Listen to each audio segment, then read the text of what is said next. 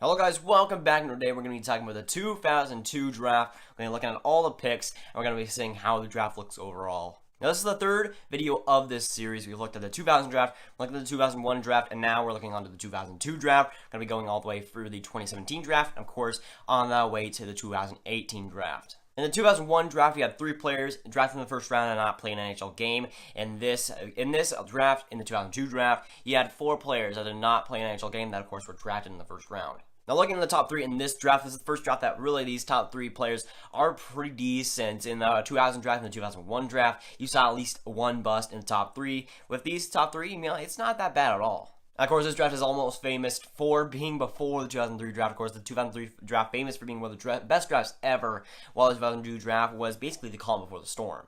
Now, players over 500 games will start with Rick Nash, of course, first overall. He's got 1,060 games, way up there. 437 goals, 368 assists for 805 points. He, of course, being drafted by Columbus, and then later being traded to the Rangers, where he was just exploding. Second overall, he got Carl Lettinen, 649 games played, career 912 save percentage, 271 goals against average. Of course, him being drafted by Atlanta, and to round out that top 3, where everybody played over 500 games, you got Jay Bouwmeester with 1,100 games played and 6, and with 84 goals, 314 assists, 398 points, him being drafted originally by Florida. That top 3 is obviously pretty decent compared to what we've looked at before. Fourth overall, you got Yanni Pitkanen, 535 games played, 57 goals, 225 assists, 282 points, him being originally drafted by Philadelphia. Then you got sixth overall, Scotty Upshall. He has 759 games played, 138 goals, 147 assists for 285 points, him being originally drafted by Nashville. You got Joffrey Lupul, 7th overall, 701 games, 205 goals, 215 assists, him being drafted by Anaheim, and 420 points. That's pretty nice. 8th overall, you got Pierre-Marc Bouchard, him having 593 games played, 110 goals, 246 assists for 356 points, him being drafted by Minnesota. 10th overall, you got Eric Nystrom, who played the same amount of games as Bouchard, 593 games played, 75 goals, 48 assists for 123 points, him being drafted by Calgary. Then you go to Keith Ballard, 11th overall, 604 games played, 38 goals, 137 assists for 175 points, him being drafted by Buffalo. You got Alex Semin, one of the best names in the NHL, 650 games played, 239 goals, 278 assists for 517 points, him being drafted by Washington. 14th overall, you got Chris Higgins, who sounds like a basketball player, but apparently is an NHL player.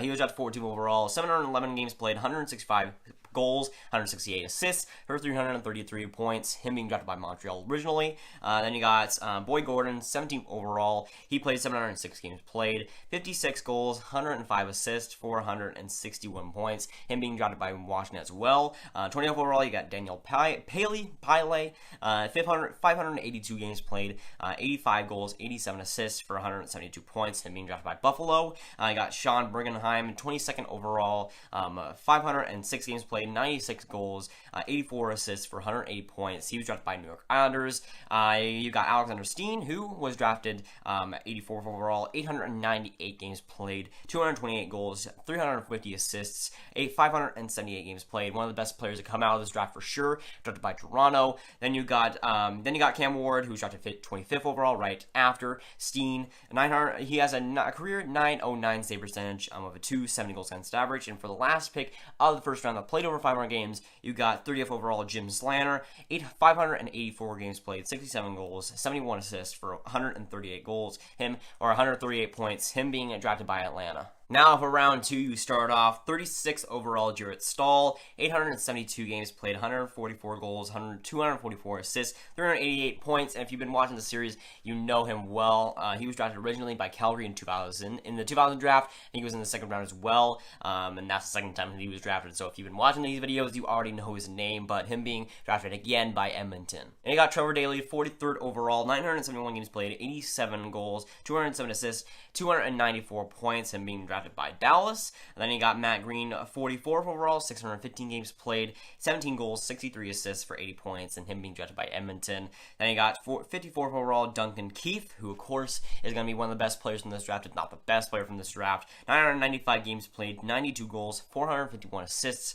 for 543 points. Again, and one of these cases of a second round defenseman doing very well, him being drafted by, of course, Chicago. Then you got 57th overall, Matt Stajan, 1,003 games played, 146 goals, 267 assists, 413 points, and being drafted by Toronto. 58th overall, Hiri Hudler, 708 games played, 164 goals, 264 assists, 428 points, him being drafted by Detroit. And the last two in the second round, you got Johnny Boychuk, 61st overall, 587 games played, 49 goals, 127 assists for 176 points, him being drafted by Colorado originally. And then you got, last but not least in the second round, you got Thomas Fleischmann, 63rd overall, 657 games played, 137 goals, 198 assists for 375 points, 335 points, drafted by Detroit, and now on to round 3. Now in round 3, he had 4 guys over 500 games played. He had Greg Campbell, 67th overall,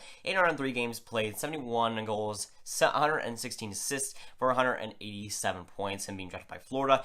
87th overall, pretty good steal there. You got Franz Nielson, 764 games played, 152 goals, 271 assists for 423 points, him being drafted by New York Islanders. 90th overall, you got Matthew Lombardi, 536 games played, 101 goals, 161 assists for 262 points, him being drafted by Calgary too. I got 95th overall, Valtteri Filppula, 876 games played, 168 goals, 295 assists for 493 points, him being drafted by Detroit again. Detroit and Colorado have seemed like the two best guys to come out of this draft. Then on to round 4, a pretty disappointing round 4. You got 129th overall, Tom Gilbert, 655 games played, 45 goals, 128 assists for 223 points, him being drafted by Colorado. It's only one guy in the 4th round. Then you go to the 5th round, where again, it's only one guy. James Wisniewski, 156th overall, 552 games played, 53 goals, 221 assists for 274 points, him being drafted by Chicago.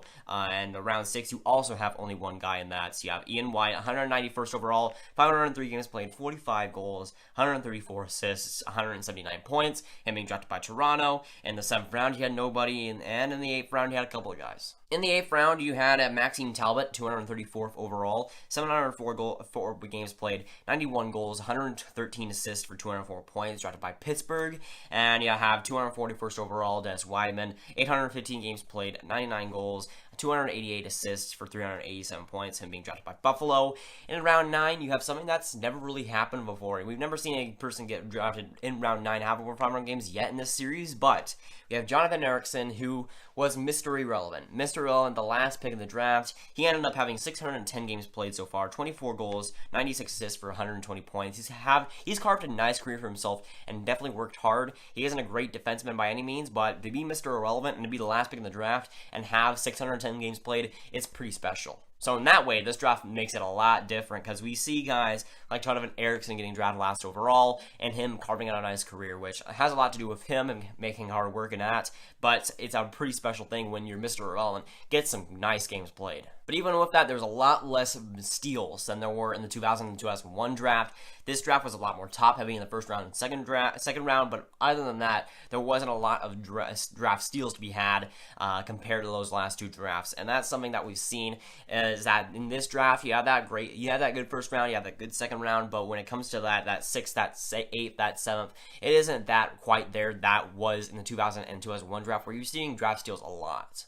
And it's definitely a different draft from what we've seen. There wasn't that many draft steals, but there was Jonathan Erickson, Mr. Irrelevant. It was a special draft in that way, but again, it wasn't top-heavy either. We haven't even seen that yet. We haven't really seen a draft yet that's really been top-heavy and really shown some starters. Rick Nash had a couple of great seasons.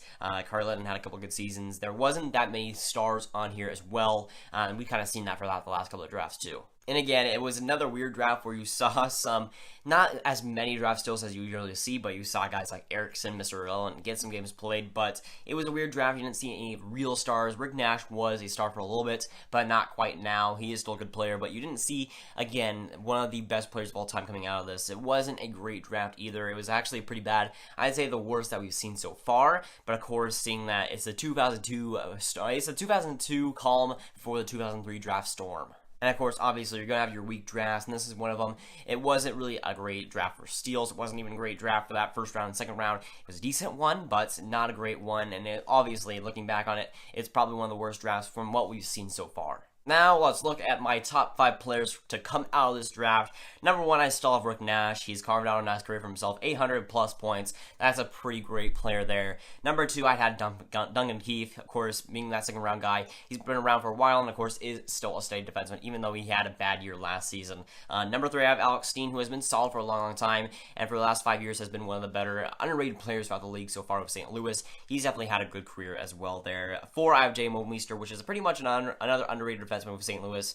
He's a good defensive guy. Not really getting too many points, but he's been in the league for a long time. And number 5, there's a few guys that I could put there, but I decided to put Franz Nielson, a guy who has been in the league again for a long time, but has put up points, has been very underrated throughout the whole league and throughout his whole entire career. But once again, I feel like this is probably the weakest draft we're going to see for a while. Probably the weakest draft that we've seen yet in the series. But we've seen some good top-heavy talent coming from here, but still not as much as you're going to see with the 2003 draft coming up and the other ones. But it probably will be one of the weaker ones that we see throughout the series, and it is probably the weakest one that we've seen yet. So brace ourselves for that 2003 draft where it's going to be a completely different story. But again, looking back on this draft, it's not good at all, but hey, at least 2003 draft will make up for it, and that one's going to be craziness. But really, the story of this was it's the calm before the storm. It's the bad draft before the amazing draft, and it could be somewhat what the 2017 draft is looking like too, where it's the bad draft before the amazing draft in 2018. It could be the same situation, but in this one, it